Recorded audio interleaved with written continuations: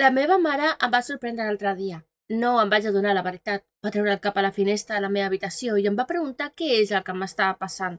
Carinyet, què és el que passa? En algun moment m'ho hauràs de dir. Em vaig quedar a quadres i li vaig dir que res. Vaig negar el cap i em vaig quedar pensant. Crec que em va sentir plorar desesperada perquè estic molt trista i no surto al fang. No vull que es preocupi. A més, que és una pèrdua de temps dir-li. En algun moment li ho he explicat, i ella em diu que són coses de boja, o que hi ha gent que ho passa pitjor, o que ella amb tot va seguir. D'una banda, em va preocupar que se n'assabentés. Prefereixo menjar-me el meu dolor sola. A més, on s'ha vist? Plorar per un home, un altre cop.